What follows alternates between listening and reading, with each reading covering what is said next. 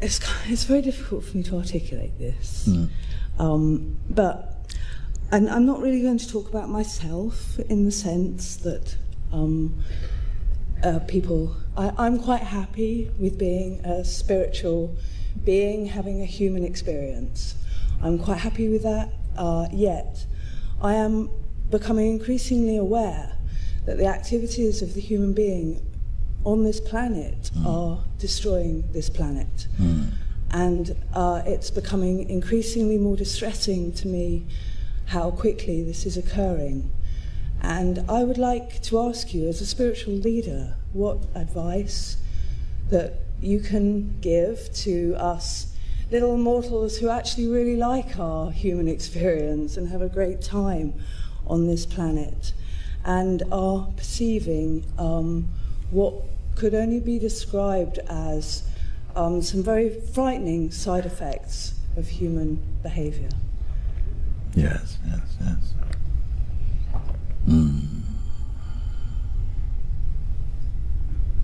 First thing to do, the first thing I can tell anybody this thing, is first you come to complete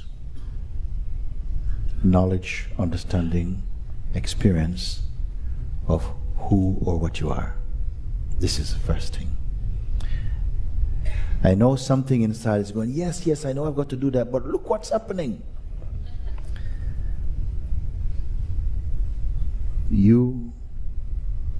There's a saying, you must become the change you wish to see in the world. There is a saying that comes like this, I've heard it, no? Yeah. You find out who you are first. Then your vision will be clear enough to see what needs to be done. I'm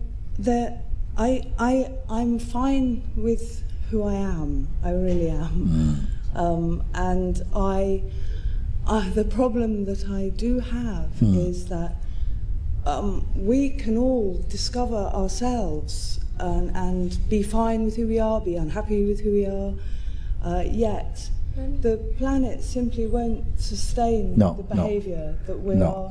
The planet, if it's being destroyed, if it is being destroyed, okay?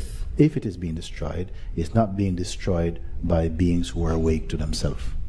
Sorry? If it is being destroyed, it is not being destroyed by beings who are awake to the truth of who they are. Okay, one thing, wait. What I'm saying is like this. If you feel drawn to some urge arises in you to put your efforts to change what disturbs your heart in the world, by all means, you will do it. I found out about you by some pure coincidence very recently, and so I've come to ask you as a spiritual leader, yes. What are our spiritual leaders doing about this? Well, climate change. Well, I am not. Yeah, you're laughing. I am not speaking as a spiritual leader. Well, I take your question and I answer it in the way that comes in my heart to tell you this thing. Because one man, 2,600 years ago, forgot himself. And since then, the world cannot forget him. Why is that? And this being, whose presence and the light of whose consciousness actually has impacted on so many beings, who's pointed them to a way of joy and freedom, of love and real understanding, is not different from you. It's not different from you. This is one way. You speak as spiritual people. Well, actually, all people are spiritual. Whether you come to realize it is another thing. How soon you do. Is that not a question of whether or not your eyes, not your eyes, yes. your eyes, your heart is open and can recognize what is going on, because there is a material reality. There is a continuum that we all agree on, and can I just say something? Can I sort of steal? No. It's not for this. It's not. There's time for this. There's time for that. Okay, and this today, there is not enough time for what I am speaking about. What I am speaking about is true. Okay. Now there is a. Okay, guys, I'm really sorry. No, it's okay. Hijacking there isn't enough being said in what I have to say. There is enough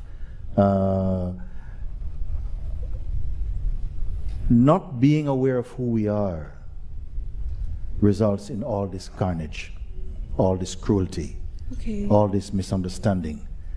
People have tried every other ways human beings try, but they only use force. Even those who appear to be speaking peacefully, they have their own snide way also. I come to you in a clarity about this thing, that you need to know what I'm speaking about, and you need to know it as soon as possible. For your own sake, and for, I'm not telling you, you must find this out to save the planet. No.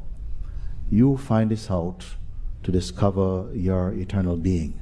And in discovering this, other beings also will be influenced just by the sight of your presence even. I'll tell you, because many times we want to share, but you don't as yet know how to share.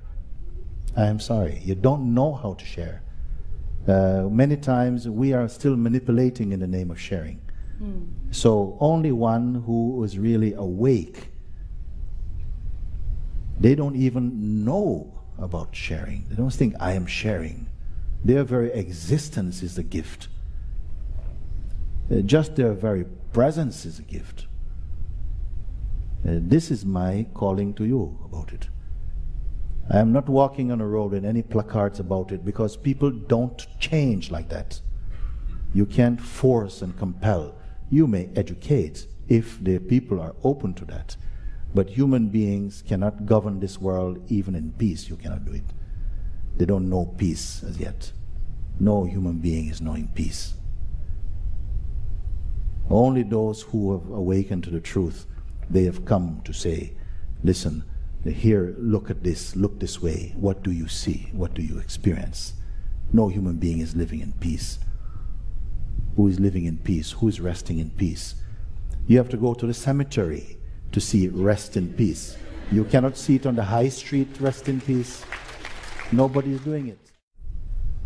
You see, the world you see, and also is seen, shaped out of our own conditioning also. Because if you had a chance to also create what is a heaven, there are many people who wouldn't want to live in your heaven, because they have their own agenda. Everybody has their own heaven. The world is not going to find peace in that way. To find peace, you have to go out of the conditioning. You have to come back into the original one. You're not going to find it and keep it in the realm of the changeful. I am not saying do nothing, turn your back. Because the fact is, when you know who you are, you cannot cause injury to any being. It is against your nature to do it. You don't have to. When it is against your nature to do it, then you don't even have to be good. You don't know what it's like to be good or bad. It just won't feature in your consciousness. You are integral, harmonious. Naturally, this being is there. Sri Ramana Maharshi, a great sage in India, he says, all good qualities comes spontaneously in the awakened state, not cultivated. That righteousness is already inside with us, but somehow we must first remove the ignorance, you might say. More knowledge we don't need, I'll tell you. Maybe the right knowledge we need, but more knowledge you don't need. More experience we don't need. If you have the earnestness inside you for freedom, you'll find everything is there already that you need. But if you say, yes, yes, I am willing to be led, to be guided from the innermost place, or if you believe in God, I surrender myself to the supreme authority in the heart and mean it, then that will be some effective movement from you. What I'm seeing is that there just isn't enough time to wake everybody up. No. It takes an instant to wake you up if you are in your heart ready. It will take, we have taken thousands of years to wake up externally to the sacredness of this planet. It will take an instant if you are really open. This is why I started today by saying perhaps tonight might be enough for some people here to already be pushed into a state of real possibility. You see, but we are too casual about it. The impossibility. No, to wake up to the possibility. Possibility, sorry. Yes. Misheard you. Yes. Yeah. And I thought, what? Yeah, I mean, I fear it because I have a small child. I'm sure everybody here. Let me tell you something. Find some peace, or else your child will inherit your own. This turmoil. Yes. Yeah.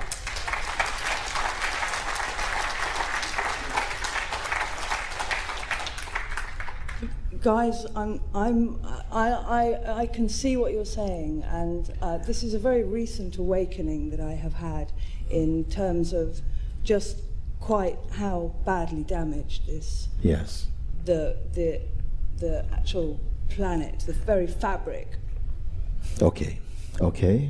You What I am like speaking from you, I am not. aware. I'm not denouncing what you speak, Yeah. but. You're speaking from a certain level, of course. This is how it is there, like this, and on this level it is true. There's a lot of damage being done, so to speak, like this, no? But where I'm pointing you to is that you are not going to change it out of frustration only, or if you feel drawn, if anyone comes here and says, I really feel I must do something about this, as you will do, maybe unexpectedly, you may encounter a certain experience for yourself, and then a passion arises out of that moment for you, and you know that you have no other choice but to follow your passion and give help to this. This is fine. Go with it. This is life. This is how we've always lived. It's very difficult when you are face touched. ridicule. Huh? It's very difficult when you face ridicule. Perhaps you face ridicule because you're trying to change people. Wait, let me explain. Or make them feel guilty about something, or I don't know. Yeah. But somehow, I will point to you. Let me speak about you. Don't say it's enough. I am a spiritual being having human experience. Lovely cliche. Don't just leave it like that. Complete your seeing, because that's not just a passivity. It's not an escape. It's not a dismissal of what you're speaking. But I would say that is our highest calling, because in the world there are forces working for and against every movement. If you feel in your own existence there is something that is unavoidable, that I must go, then you go. And you know what? Your very going might be more inspiring than you telling people to go. Yeah. You go. And then others may come with you, like this. It is true, what I speak. So I don't decry what you speak.